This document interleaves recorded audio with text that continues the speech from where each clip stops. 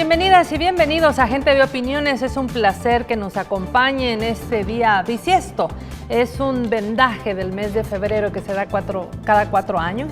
Y hoy vamos a tener aquí en el set de Gente de Opiniones, tenemos a Calixto Mejía, diputado del Grupo Parlamentario del FMLN. Buenas noches, Calixto. Sí, muy buenas noches a ti y Damián, gusto estar contigo también y un saludo a todos los compatriotas.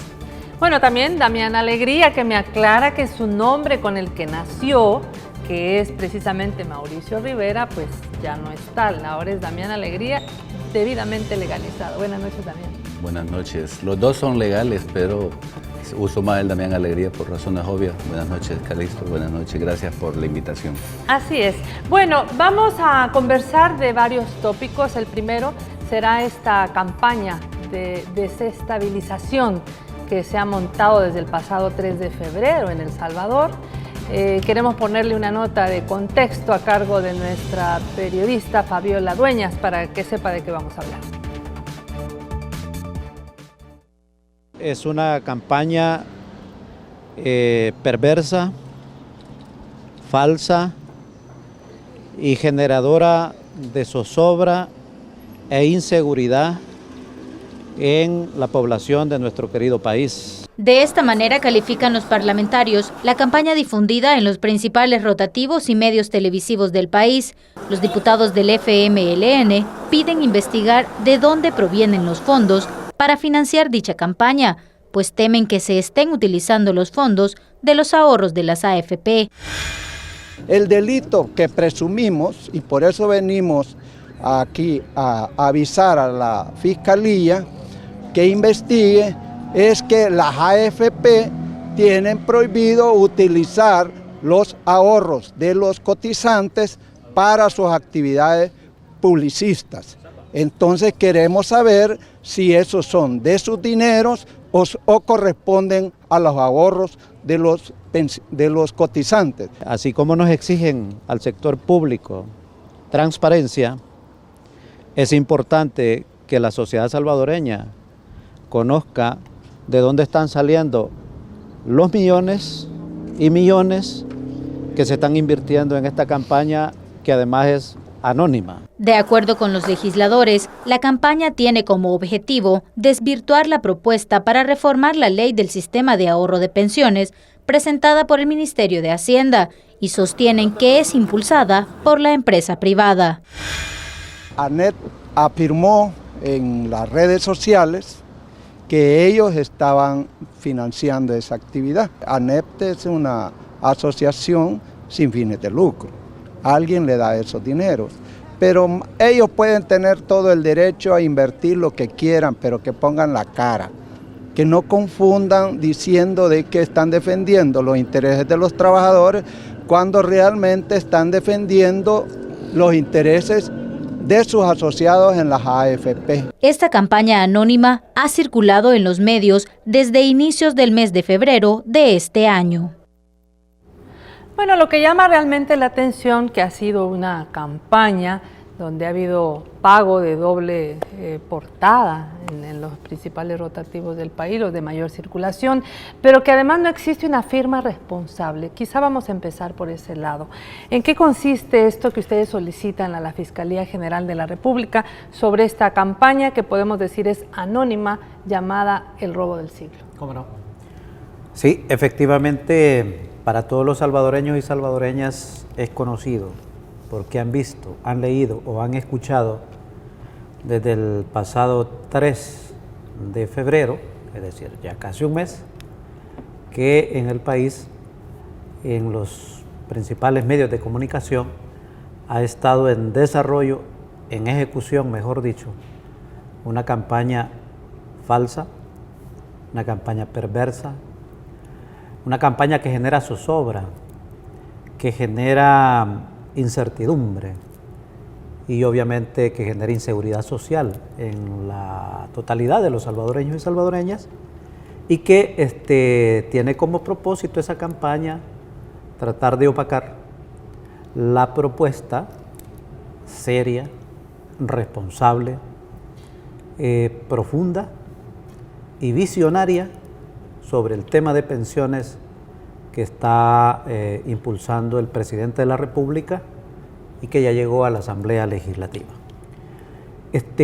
Nosotros como grupo parlamentario nos sentimos en toda la responsabilidad de pedirle a la Fiscalía General de la República que se realice todo un proceso de investigación sobre de dónde, sobre el origen de los fondos de esos millones y millones con que se ha venido pagando esa campaña que estamos mencionando. Y que, como tú lo decías, es una campaña sin firma, anónima. Y está claro, no están invirtiendo ahí $1,000, $5,000, 10,000, 15, 20, no, son millones de dólares. Y entonces creo que es importante, si bien es cierto, estamos hablando que esa campaña se está desarrollando en el marco del sector privado, pero cierto es una cosa, lo que uno puede percibir de esa campaña es que pretenden manipular la opinión pública de la sociedad. Y el artículo 193 de la Constitución de la República, en su numeral 1, establece que le corresponde a la Fiscalía General de la República defender los intereses del Estado y de la sociedad salvadoreña. Entonces, por lo tanto, hay ahí elementos para poder decir que que sí está dentro de la potestad de la Fiscalía el desarrollar esa investigación, porque de lo contrario se desata una serie de interrogantes y que creo yo que efectivamente es necesario aclarar. ¿Interrogantes como cuáles? ¿Será que los recursos esos provienen de fuentes ilícitas? ¿O será que se está tomando de la comisión que le pagamos los salvadoreños y salvadoreñas a las AFP en concepto de comisión cada mes de nuestro salario? Y por eso creemos que es importante que se realice esa investigación. A eso fuimos ahora a la Fiscalía. O sea que, a ver, Damián, también ya lo explica Calixto, a su juicio deben conocerse quién está pagando las vallas publicitarias, los anuncios en televisión, los anuncios en radio, las dobles portadas de periódico, varios días con esa información, también MUPIs, o sea, la ciudad se ve llena de una campaña que, como dice Calixto, lo que pretende es crear inseguridad. Y entonces ustedes están en este momento queriendo investigar la procedencia de estos fondos. ¿Existe alguna forma, digamos, legal? Él ya mencionaba un artículo, pero ¿en qué se están basando ustedes esta denuncia ya hecha llegar directamente a la Fiscalía General de la República? Bueno, sí, efectivamente la Fiscalía tiene como función investigar todos estos casos, ya sea de oficio o por solicitud de cualquier privado, cualquier persona que quiera saber más. Las contradicciones que hay en esto es que hay de parte del sector privado una gran demanda sobre transparencia para el Estado, pero en este caso, esta es una campaña que ya la asumió Dabú, que es de la ANEP, pero no tiene firma. ANEP pudo haber puesto ahí que ellos firman el comunicado y de esa manera hacerlo en todos los lugares, pero no lo ponen. Y tampoco lo pone ninguna de las AFPs que uno pudiera suponer que son los más interesados en establecer esta campaña. Por esa razón creo que es importante y estamos en el derecho todos, no solo como diputados sino como ciudadanos, de querer saber quién está impulsando esta campaña, porque de esa manera pues podemos entender y hacer la deducción de cuál es el interés que tiene. Si es el interés de que el sistema de pensiones no cambie en el país, pues uno puede decir, bueno, sí, están en su derecho de querer que sea así, pero de acuerdo a las reglas de transparencia y las normas de la democracia, deben decirlo y deben de saber defender su argumento en público y sin esconderse. Cada quien tendrá argumentos y al final será el pueblo salvadoreño el que decidirá quién tiene la razón, pero la Fiscalía puede colaborar investigando por qué esconden el nombre. Es que ese es el problema realmente, por qué esconden el nombre de quien financia esta campaña, cuando es una campaña que no solamente genera zozobra, temor inseguridad, sino que también raya con llegar a un nivel de estrés social que la gente lo interpreta de diversas formas, pues entonces una forma de tranquilizar a la población, y especialmente ahora en estos tiempos en los que tenemos otros problemas que también tensionan a la población, debería de ser: actuemos con transparencia, y si ponen esa campaña, que digan efectivamente quiénes son. Por esa razón es que se ha ido a la Fiscalía a pedir que se investigue esto. Bueno, hemos sentido un fuerte sismo hace unos segundos aquí en San Salvador. Estamos viendo en las redes la magnitud del mismo, no nos reportan todavía. Es posible que sea por el mismo fenómeno. Exactamente. Este es un temblor social lo que se está haciendo sí. con este tipo de publicidad, este tipo de campaña mediática, este tipo de propaganda interesada. Sí. ¿Hay alguna responsabilidad? ¿Podría existir alguna responsabilidad penal en este caso? Eso es lo que nosotros queremos que la Fiscalía determine, porque a decir verdad, y si me permiten hacer una puntualización, digamos, podría aparecer alguna expresión ciudadana, digámoslo de esta manera, firmando los spots, o podría aparecer los spots o la publicidad que está en marcha, o podría aparecer la misma ANEP, ¿verdad? Pero a decir verdad, es bastante difícil creer que a una gremial le ingrese tantos millones de dólares para su funcionamiento. Por eso es que es importante que se determine el origen de los fondos. ¿Está asociada a la firma? Sí, pero también, principalmente, el origen de los fondos, la fuente de ese recurso. Pero generalmente cuando uno publica le piden que tenga una firma responsable. Exactamente. Es más, si es un comunicado fuerte, bueno, uno tiene que llevar el DUI y toda la identificación de cómo se publica. Ha habido casos donde al mismo partido FMLN le han rechazado publicar espacio. O sea, ahí está claro quién es la institución que está queriendo poner un anuncio y se lo han rechazado. ¿Por qué no va a ocurrir con una campaña de este tipo? Claro. Y entonces, a tu pregunta, sí, pues por eso es que le hemos pedido. Nosotros no hemos ido a presentar a la Fiscalía una denuncia, no. No hemos hecho una aseveración que tenga que ver acusando a X persona o X gremial de X o Y delito, no. Han solicitado una investigación. Le hemos pedido que se realice una investigación y creo que eso es una posición muy seria del grupo parlamentario. Es un aviso, ¿no? Sí, hemos dado un aviso, pues una posición muy seria del grupo parlamentario que le decimos, le pedimos al fiscal que investigue. No estamos presionando al fiscal tampoco, sino que estamos pidiéndole que realice un proceso de investigación y que de acuerdo a la ley, en su momento, ¿verdad?, quienes hicimos la petición, con seguridad podemos llegar a pedirle el resultado de la investigación y, ¿por qué no decirlo?, que se haga público, todo de acuerdo a la ley, sin lugar a duda, ¿no? Así es. Y es importante una cosa que creo que hay que enfatizar, porque uno escucha, por ejemplo, al presidente de ANEP, voy a decir el caso del presidente de ANEP,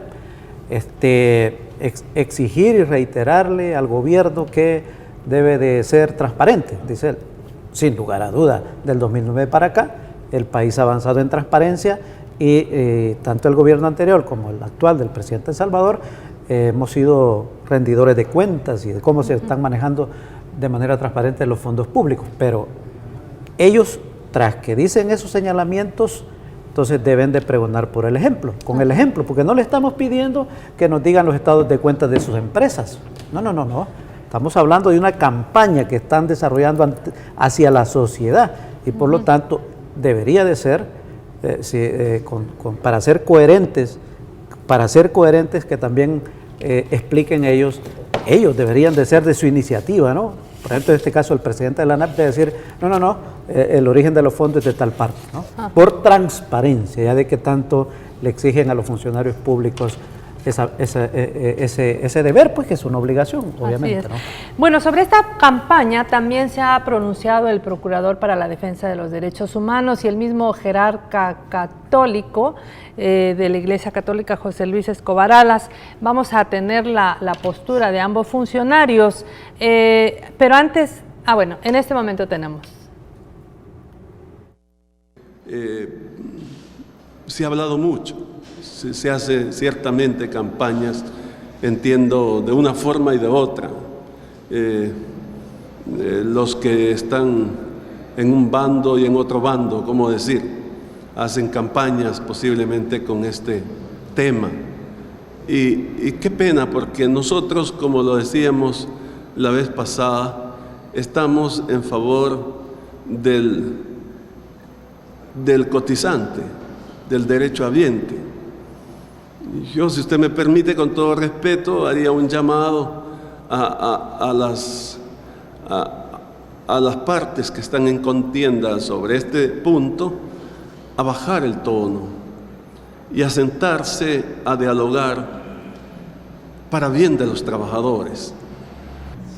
Ya con el INPEP había mucho que lamentar, y cuando a finales del siglo y principios del nuevo siglo se establece las AFP, hubieron muchas promesas para corregir aquellos vicios,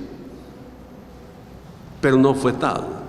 La verdad de los hechos es que en vez de solucionar el problema se agravó, privatizándolas. Y todos sabemos, hay estudios y se ha publicado el mal manejo, mejor dicho, las grandes comisiones en el manejo de los fondos, millonarias comisiones que se pagaron. Y bueno, finalmente los cotizantes son siempre los que no reciben beneficio. Estoy haciendo un llamado a cesar este tipo de discursos y campañas, a ponernos en una discusión objetiva, técnica, sobre la reforma. La perversa privatización del sistema de pensiones ha generado a estas alturas su inviabilidad. La reforma es impostergable, pero al centro de la misma debe estar la garantía del derecho a la seguridad social, ¿verdad? Y no solamente, ¿verdad?, los intereses sectoriales de poder financiar de alguna manera el sistema por parte del gobierno, o de defender intereses de grandes ganancias millonarias por parte de las empresas. Debe ser la población beneficiaria el centro de esa reforma. Bueno, escuchamos las dos posturas del jerarca católico, del procurador para la defensa de los derechos humanos. Damián, ¿qué nos puede decir ambas posiciones? Ellos hablan de por qué están desvirtuando una propuesta del gobierno y está habiendo interferencia. Mira, a mí me parece muy importante lo que decía el jerarca católico en el sentido de bajar el tono. Y es que el tono, quien lo subió de una sola vez fue esa campaña basada en una mentira. El procurador pide que sea un planteamiento técnico, que sea un examen técnico del tema, pero ellos han roto de inmediato y desde el inicio ese planteamiento que me parece muy sano, acuñando una mentira repetida miles y miles de veces. Y a mí lo único que me hace recordar es aquel principio de los nazis que dice: una mentira repetida 1.000.000 de veces se convierte en una verdad. Eso es lo que uno percibe cuando visita distintos barrios, distintas comunidades, municipios del país, donde mucha gente está preocupada del tema y preguntan. Nosotros tratamos de aclararle las cosas. Hemos incluso hecho una serie de publicaciones para aclarar el tema, pero en general, en el fondo, la gente lo percibe de que es una artimaña manipuladora, y por eso tienden a creer que no es así. Pero el impacto de esta campaña mentirosa es muy fuerte. Entonces, en eso me parece muy correcta la posición del arzobispo, en el sentido de que debe de hacerse en otro tono. Y efectivamente, si este debate sobre la reforma es que se establezca un sistema mixto, las AFP no deberían de tener ninguna resistencia para que se haga este trance, a menos que quieran, se sientan dueños absolutos de todos estos fondos. Pero la ley, tanto la que se aprobó en el 96 como la que se está planteando ahora, establece que los fondos siguen siendo de los trabajadores. No es dueño ni las AFPs ni el Estado, es un fondo que hay que cuidar. Yo quisiera agregar que también por correo electrónico cada uno de los afiliados mantienen una campaña también de mucho miedo, diciéndole a la gente: el fondo de las pensiones es sagrado, no hay que tocarlo, el gobierno se lo quiere tomar, el gobierno está en una discusión que es oscura y entonces ellos contribuyen a crear este ambiente que yo creo que no es sano, no es propio de la democracia, y ellos que a cada rato exigen democracia, transparencia y respeto, creo yo que este es el momento también para pedirles a ellos lo mismo. A ver, Calixto, el fondo, el meollo del asunto es, en el año 96 se nos obligó a pasarnos a un sistema privado de pensión. No es que nos preguntaron, mire, si usted quiere se queda en el otro. No, nos obligaron. Entonces, ahí hay un fondo. Es decir, bueno, ha habido también los robos en el Seguro Social. Recordamos a Majano, creo que se apellida. Sí, director del Seguro. Y entonces, eso también es una... Ahí sí fue un robo, ¿verdad?, de arcas del Estado. Entonces, ¿cuál es el punto, cuál es el meollo del asunto? Claro, sí, el fondo de esta campaña, ¿no? Pienso que los privatizadores de las pensiones, los que decidieron hacer negocio con el dinero de los trabajadores y trabajadoras, de mercantilizar las pensiones, sienten que con la propuesta de reforma que el presidente ha presentado a la Asamblea, ahí se les está afectando el único objetivo que lograron con la privatización de las pensiones, y que no lo dicen, no lo reconocen, y tengo mis dudas que lo van a reconocer. ¿Cuál es ese objetivo que no se dijo y qué es el que se han logrado? Es justamente obtener millonarias cantidades de utilidades netas. Como ya se ha dicho, a las AFP les han ingresado del dinero de los trabajadores y de las trabajadoras al cierre del 2015 1.519 millones de dólares, de los cuales 275.5 han sido ganancias, utilidades netas de las dos administradoras de fondos de pensiones, que dicho sea de paso, el FMLN, el gobierno y el FMLN, no tenemos nada en contra de las AFP. Existen por ley, ¿verdad? Pero ese es el fondo del asunto, ¿no? Y además, que es parte del fondo, pues, es que para obtener esas jugosas ganancias, le descargaron y le siguen descargando a todos los salvadoreños y salvadoreñas que pagamos IVA, que pagamos, o los que pagan renta, les siguen cargando a ellos y a ellas la responsabilidad de cargar con los costos de una buena parte de esa privatización. Yo quiero decir una cosa que es importante reiterarla, ¿no? El objetivo principal que el presidente se plantea sobre la reforma es el de asegurar que los actuales y futuros pensionados van a tener el día que corresponde su pensión a tiempo. Ese es el objetivo principal, darle seguridad a los actuales 164,000 pensionados y a los que se van a ir incorporando en el devenir de los años como pensionados, que van a tener a tiempo su pensión. Fíjate que hay un asunto que creo que es importante decirle a los salvadoreños. Si me permitís un par de segundos, digamos, un objetivo que se recupera, que se restablece, un principio, perdón, que se restablece, es el principio de la solidaridad transgeneracional. Hubo una persona de derecha, por cierto, que un día de la semana pasada me dijo: mire, diputado, ¿y a cuenta de qué? De mi salario, de mi ahorro que he hecho para pensionarme, ¿a cuenta de qué yo le tengo que pagar la pensión a unas personas actuales pensionadas? Y le dije yo: ¿a cuenta de que otros te van a pagar la tuya? ¿Verdad? Porque digamos, los privatizadores explotan el individualismo y dejan sin principio, digamos, inclusive muchas veces a las personas. Por eso es importante siempre reiterarle a los ciudadanos aspectos como este, ¿no? Yo tengo que ir al primer corte. Al volver vamos a profundizar sobre este tema de la solidaridad en el pago de pensiones, pero también qué esperaría la fracción del FMLN que ha presentado hoy a la Fiscalía General de la República esta investigación, qué esperarían de ella. Ya regresamos. Nos acompañan Calixto Mejía, Damián Alegría, diputados del FMLN. Hoy presentaron a la Fiscalía General de la República esta petición de investigación de dónde provienen los fondos para estas campañas, dicen, millonarias, sobre el desvirtuar el trabajo que está haciendo el gobierno en torno a las pensiones.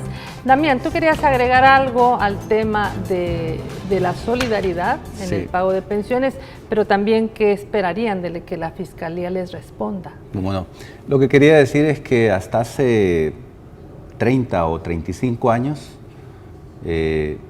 todos los países del mundo tenían este sistema. O sea, este sistema no es nuevo, es lo que ya existía de manera mayoritaria, digamos, en todos los países del mundo. De 193 países, solamente 23 optaron por privatizar los fondos de pensiones. Y 7 de ellos han regresado al sistema anterior, que es el sistema de reparto, el sistema solidario, como se le llama. Es el sistema que prevaleció durante mucho tiempo, en el que la población que está en etapa productiva financia las pensiones de la población que está en etapa de retiro. Eso es lo normal y esa es una forma en que también se expresa la solidaridad intergeneracional, pero también tiene la validez, digamos, de que no existe interés privado de por medio. El problema de las pensiones, hay que acordarse que eso comenzó con toda la ola de privatizaciones que impulsó Ronald Reagan y la Margaret Thatcher en los años 80, pero en nuestro país en los años 90 fue la época de las privatizaciones, y este fue otro fondo al que vieron como un gran botín con el deseo de privatizarlo y sacarle grandes ganancias. No era porque querían asegurar la pensión de la gente, no era porque querían garantizarle, todo eso se dijo en papeles, en publicaciones y todo eso, pero la realidad es que a los 5 años ya teníamos ahí un montón de gente que vio que sus fondos se acabaron, y por eso mismo se aprobó el decreto 1217, mediante el cual se le dijo a la gente, no, ustedes van a seguir recibiendo una pensión como la que recibían con el sistema público. Y después vinieron en el 2006 las pensiones VIP. Todo esto para evitarse problemas, el Partido Arena en plena campaña electoral. Pero quería destacar eso, pues, porque lo que más prevalece en el mundo todavía hoy es el sistema de reparto, porque es el más correcto y es el más apropiado. De tal manera que este diputado, Calixto, que te preguntó, parece que no sabía nada de pensiones. Un ciudadano era. Un ciudadano. Sí, un ciudadano. Era alguien que no sabía de pensiones nunca, pues, o sea, no había investigado, pero es importante que lo aclaremos ahora frente a toda la población. Este es el sistema más correcto. Ahora, ¿qué esperamos nosotros de este aviso que le hemos puesto a la Fiscalía? Bueno, primero queremos ver a una Fiscalía activa, que tal como el nuevo fiscal general de la República recientemente juramentado, pues dijera que iba a hacer honor a la justicia y que iba a poner a su institución a perseguir todo tipo de delitos fuera de donde vinieran. Esa es una cosa. La otra es que estamos ayudándole a la Fiscalía para decirle, mire, esta campaña tiene características anormales, es una campaña multimillonaria, es una campaña que satura todos los medios, es una campaña que puede estar implicando el uso de dinero, ya sea del fondo de los pensionados, y por ley es intocable, entonces estarían cometiendo un delito, o dinero que viene de otros orígenes, que puede ser hasta ilícito. Entonces, claro, eso es lo que le estamos preguntando al fiscal, para que de acuerdo a eso proceda como la ley establece. Y en ese sentido, quizás el punto medular es que la ciudadanía conozca cuál es realmente el anteproyecto de pensiones presentado por el órgano ejecutivo a través del ministro de Hacienda, que es parte del gobierno y que se encuentra en este momento en la Asamblea. ¿Qué expectativas se tiene con este estudio del anteproyecto de reforma al sistema de pensiones? ¿Cómo miran a las otras fracciones legislativas que quieran establecer este debate centrado y serio sobre la conveniencia de que, como dice Calixto, el presidente de la República quiere que los más de 164,000 afiliados tengan su pensión Pensionados. a tiempo, sus pensionados lo reciban a tiempo. Claro que sí. Sí, no, efectivamente, y ahora estaba conociendo que la Comisión de Hacienda ya tomó un acuerdo de pedirle al Pleno que programe su jornada de trabajo para el próximo lunes todo el día, desde las 9 de la mañana hasta en la tarde y el siguiente lunes igual, para escuchar a los distintos actores, sectores, tanto del gobierno como de la sociedad, para que lleguen a exponer sus puntos de vista sobre la propuesta de reforma que ha presentado el presidente de la República. Mira, hay una cosa, me parece a mí, que siempre hay que reiterarle a los salvadoreños, es que esta propuesta que ha presentado el presidente de reformar el sistema de pensiones, de hacer una reforma integral, es a partir de que a 17 años ha quedado que, así como está el sistema privatizado, es insostenible, es decir, fracasó. Y eso quedó claro desde el 2001, cuando el país se empezó a endeudar y del 2001 al 2006 se habían adquirido alrededor de 1.237 millones de dólares en préstamos para pagar pensiones, cuando los privatizadores dijeron que el país no tenía que endeudarse si privatizaba su sistema de pensiones. Y el de 2001 empezó a quedar claro que esa tesis había fracasado. Y ya no se diga en el devenir de los años, por lo tanto, ante esa situación no hay más. Ese problema no lo originamos nosotros. La criatura privatizada de pensiones no es creada por el FMLN, ni un gobierno del FMLN. Pero como somos los que estamos gobernando, porque así lo determinó la sociedad salvadoreña, por lo tanto nos toca atender este grave problema que heredamos. Y la propuesta pretende darle una solución integral al asunto, que yo ya dije cuál era el objetivo hace un momento, pero otra de las cosas importantes que tiene como beneficio es que, por ejemplo, al 78% de los actuales cotizantes, que son 702,000 personas al cierre del año pasado, a ese universo, el 78%, que así como está el sistema privatizado, no van a tener ni pensión mínima cuando se jubilen. La propuesta del presidente le garantiza la pensión mínima cuando se jubilen. Voy a ponerte un ejemplo concreto. Una persona que ahora devenga el salario mínimo, $252, digamos, su pensión que le va a quedar serán como $97, $117 si gana un poquito más, 127 si gana un poquito más. Así le va a quedar su pensión, así como está esto, al 78% de los cotizantes, o sea, la inmensa mayoría. ¿Cuál es la pensión mínima actualmente que da el gobierno, el Estado? Es de $207. Y esa pensión mínima nosotros aspiramos que en el devenir de los años se va a ir incrementando de acuerdo a la disponibilidad de recursos. Por lo tanto, se ve claramente que es una propuesta que tiene la responsabilidad de garantizarle esa pensión cuando esta persona se jubila, ¿no? Ahora, es ahí donde es importante que las personas que devengan mensualmente $504 al mes, hasta $504, pasan al pilar mixto junto con todos sus ahorros que tiene aquí. Me preguntarán, ¿y para qué? Que eso es una cosa importante que la gente sepa. Es que eso es para pagar pensiones. La gente de que monta esta campaña y la gente de Arena le miente cuando le dice que eso el gobierno lo quiere para pagar activistas, que lo quiere para no sé qué gastes más, para que otros gastos más, no sé qué. Eso es falso, falso de falsedad absoluta.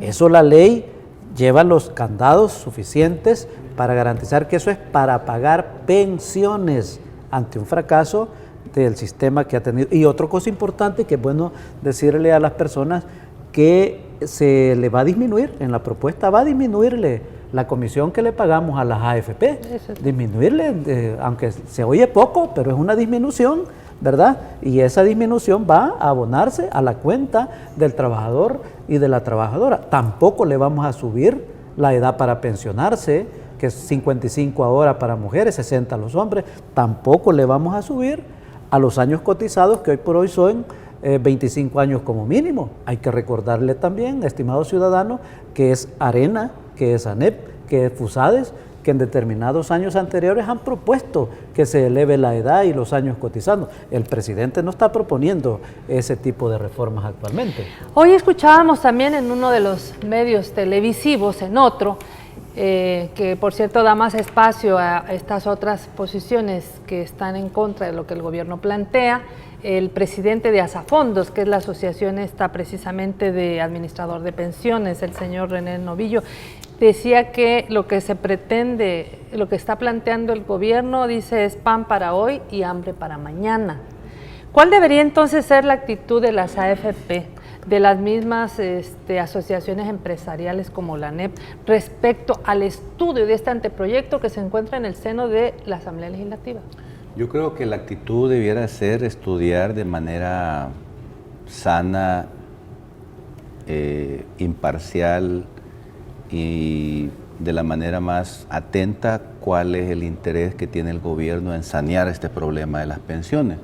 Porque está claro de que no funciona, eso está clarísimo, desde el momento en que todo el ahorro que hacen los trabajadores y trabajadoras le dura para 4 o 5 años y después le toca al Estado asumir la pensión mínima para toda la gente.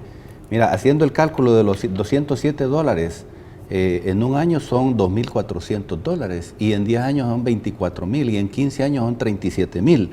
Más de lo que pudo haber ahorrado cualquier trabajador que recibe salario mínimo o un promedio de $300, $400. Entonces el gobierno siempre termina entregando más dinero y las AFPs terminan quedándose con las ganancias. Entonces yo creo que uno puede entender que las AFPs no quieren perder el negocio, eso nos puede quedar claro, pero creo que deberían de tener más racionalidad para abordar el tema y entender que puede haber una solución en la que ellos también sigan funcionando. De hecho, la propuesta que está haciendo el gobierno no plantea desaparecer las AFPs. Incluso el fondo que está planteando el gobierno que debe manejarse para garantizar las pensiones vitalicias para toda la gente es manejado por las AFP, es lo que está planteando el gobierno. No está planteando tomar ese dinero, meterlo al Fondo General de la República como maliciosamente y mentirosamente lo están insinuando otros políticos, sino que en este caso se trata de simplemente establecer una cuenta aparte, ese dinero lo va a supervisar de manera más directa el Estado, pero lo van a tener las AFP en sus manos, siempre poniéndolo a trabajar en diversos fondos de inversión, en diversas iniciativas, de tal manera que la rentabilidad pueda ir subiendo. Entonces, yo creo que las AFP deberían de bajarle tono a esa actitud crispante que lo que demuestra es que hay un temor y una irracionalidad detrás que incluso no les ayuda a ellos. Así que creo yo que es bueno decirles, tranquilícense. Esto también puede ser una buena solución para ustedes, pero analicen con cerebro frío esta propuesta y no se pongan a la defensiva. Incluso habiendo alternancia de gobierno, es un problema para resolver ahora. Puntualmente en un minuto, Calixto, ¿por qué es necesaria la reforma y por qué beneficia también las finanzas del Estado? Sí. Bueno, es necesaria porque hay que garantizar y hay que asegurarle a los actuales pensionados y a los futuros que van a tener a tiempo su pensión. Porque así como está la cosa, eso no está garantizado en el presente y en los futuros gobiernos, como tú lo señalabas, ¿no? Y está amenazada de que o no la van a tener a tiempo o solo una parte se les entregaría. Entonces no, la propuesta del presidente en eso es totalmente responsable. Ahora, también tiene el propósito que se deduce de esto primero que he dicho, el de garantizar que el Estado va a tener el ingreso de los recursos necesarios para hacerle frente a esa responsabilidad tan humana noble, diría yo, que se requiere cumplirle a los adultos mayores que tienen derecho a esa pensión porque le dieron a la sociedad su vida más productiva. Estamos hablando aquí de los que van a tener una pensión, pero también se benefician todos los salvadoreños y salvadoreñas porque al destinar esos recursos para pagar las pensiones, entonces del presupuesto general del Estado, ¿verdad? Pueden destinarse otros recursos que ingresan del IVA para otros programas sociales, como por ejemplo la pensión universal para aquellos adultos mayores que durante toda su vida, ¿verdad? Obviamente trabajaron pues, pero que no tuvieron la oportunidad de cotizar y no tienen la posibilidad de tener una pensión, y que actualmente el presidente mantiene el programa para un poco más de 30,000 adultos mayores de los hogares de los municipios en pobreza extrema severa. Muy bien, voy a hacer el segundo corte. Al volver quiero volver con otro tema importante para el país que tiene que ver con el aumento al salario mínimo. Ya regresamos. Bueno, hablar de este tema de pensiones es tan amplio, pero va a entrar al estudio de la Comisión de Hacienda en el seno de la Asamblea Legislativa. Cuando ya tengan un par de semanas de estudio, volveremos a hacer la invitación a ver si vienen también otros grupos parlamentarios para que aquí discutamos del avance. Pero ahora sí quisiera yo que ustedes me dijeran, a ver, Calixto, ¿cómo está viendo el estudio al aumento al salario mínimo que está planteándose en el seno del Consejo Nacional? Del salario mínimo. Yo creo que es importante siempre reiterar un asunto, ¿no? Cuando hablamos del tema del salario mínimo. Estamos hablando de un tema que está establecido en la Constitución de la República, en el artículo 52, numeral segundo, si mal no me equivoco, y en el Código de Trabajo que también es desarrollado, ¿no? El derecho que tiene todo trabajador y trabajadora de tener, y lo establece la Constitución como un piso, ¿verdad? Un salario mínimo. De ahí para arriba puede ser cualquier salario mejor que ese mínimo del que habla la Constitución de la República.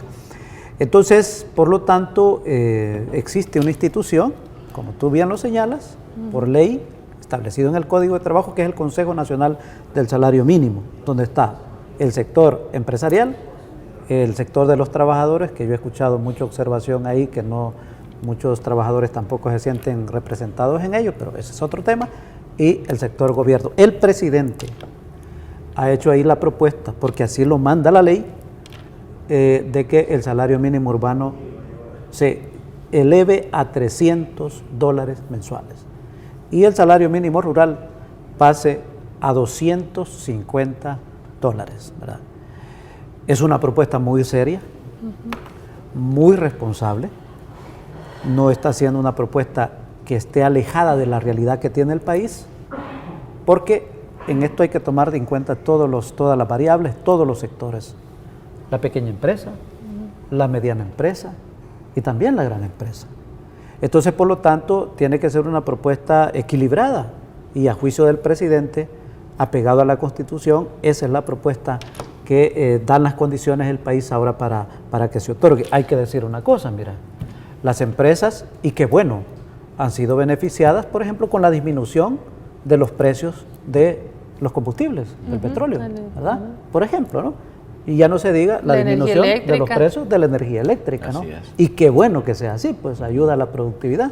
Pero bueno, entonces aquí ahora se trata de ayudar también a los trabajadores que tienen un salario mínimo. Entonces, por eso estamos haciendo, se ha hecho esa propuesta ahí, ¿no? ¿Y cómo analizan, a ver, Damián, las posiciones de FUSADES, ANEP, incluso ha entrado también en el Partido Arena, ante estas propuestas de incremento a la clase trabajadora, que otra vez se ve el distanciamiento en posiciones? ¿Cómo lo miran ustedes? No, a mí lo que recuerdo nada más es que Arena anduvo ofreciendo un salario mínimo, dijeron que era 2 veces el tamaño de la canasta básica en campaña electoral. Entonces eso anduvieron diciendo en campaña, pero ahora tienen una posición totalmente distinta. Mira, yo creo que el incremento al salario mínimo es bueno para todos, por supuesto es bueno para el trabajador o la trabajadora, que va a tener más ingresos, va a poder resolver más cosas, va a poder darle mejor calidad de vida a su familia, pero también es bueno para las empresas, porque un mercado interno más rico va a generar más dinamismo económico y eso hace que las empresas crezcan más. En general, eso significa que el país crezca más. Y posiblemente este es un tema que no le interese a Arena. Por eso posiblemente se oponen. No es porque no entiendan que el trabajador o la trabajadora va a vivir mejor. Es interesante incluso el detalle de que los alcaldes en el congreso que tuvieron el viernes pasado, los mismos alcaldes de Arena, le reclaman a su partido no oponerse al incremento al salario mínimo en el campo, porque muchos de ellos se topan con que su membresía o mucha de la gente que lo sigue son campesinos que por supuesto quieren ganar más. Claro. Y entonces no entienden esa posición cerrada de Arena de decir que no quiere incrementar el salario mínimo o lo quiere incrementar de manera muy mínima, casi insignificante, pues. Entonces yo creo que aquí hay que tomar en cuenta que el salario mínimo es un parámetro que también indica calidad de vida, de desarrollo del país. Y bueno, y si nos vamos a la comparación con los demás países de Centroamérica, Costa Rica, Guatemala, Honduras, tienen salarios más altos. Nicaragua es la excepción, pero Nicaragua tiene un sistema de distribución de la riqueza diferente, que hace que hay muchos programas sociales y mucha gente recibe los beneficios sociales directamente, de tal manera que no es por la vía del ingreso del salario mínimo, sino también por la vía del apoyo del Estado, que tienen una mejor calidad de vida en todos los terrenos. Entonces, en El Salvador, si sacamos esa excepción, somos el país que tiene el salario mínimo más bajo. A ver, la ministra de Trabajo y algunas organizaciones sociales han pedido que los debates se hagan públicos. Y cada vez que se le pregunta a Dabú de la ANEP sobre estos debates, él dice, debatamos las pensiones. ¿Qué opinan ustedes de que no quieran hacer un debate público sobre el tema del salario? Sí, es una falta de seriedad, la verdad. Una falta de seriedad porque estamos hablando de una instancia que existe por ley, no es una instancia privada. Es el Consejo Nacional del Salario Mínimo, es una instancia que inclusive tiene a la base un convenio internacional de la Organización Internacional del Trabajo sobre los entes tripartitos. Se le llama así por las tres partes que mencionaba hace un momento. Y entonces lo menos que podía hacerse en instancias como esa es justamente abrirlos. Lo mismo debería de hacerse al Consejo Superior del Trabajo. Bien, pero hablemos del Consejo Nacional del Salario Mínimo, abrirse a que los sectores escuchen las discusiones, las propuestas que se vierten ahí, por uno, por otro, por el otro sector, y sacar sus propias conclusiones. Eso tiene que ver con democracia de esos entes tripartitos y eso tiene que ver con transparencia también. Pero al escuchar al presidente de ANEP decir, bueno, si se debate el tema de las pensiones, entonces debatimos este tema, por favor, no es así la cosa. Toma y daca, ¿no? Miren, compatriotas, el tema de pensiones llegó a la instancia donde son televisadas las reuniones y las discusiones, que es la Asamblea Legislativa, que es la Comisión de Hacienda. Bien, a eso se va a entrar ya. Por lo tanto, ahora es bueno que el presidente de la ANEP, si ponía esa argumentación, bueno, entonces, ahora que el tema de pensiones entra a toda esa discusión amplia y ante la vista de todo y oídos de todos los salvadoreños, ok, entonces ahora que cambie de posición él, porque está en el Consejo, y entonces haya acuerdo de los tres para que esa discusión sea abierta sobre el salario mínimo. Bueno, se me quedaron un montón de temas en el tintero, estábamos con la ley de probidad y otros, pero es bien poquito el tiempo. Les agradezco mucho que hayan venido esta noche, Damián. Gracias por la invitación. Y Calixto. Esperanza, compatriotas, sigamos adelante. Gracias. Bueno, gracias a ustedes sobre todo por su sintonía y para que usted aclare y tenga otros puntos de vista sobre estos temas que nos competen a toda la ciudadanía, son temas de nación que usted debe estar bastante bien informado e informada. Así que el día de mañana a las 7 esta entrevista en retransmisión y a las 7 de la noche una nueva entrevista aquí en Gente de Opiniones. Gracias por su sintonía.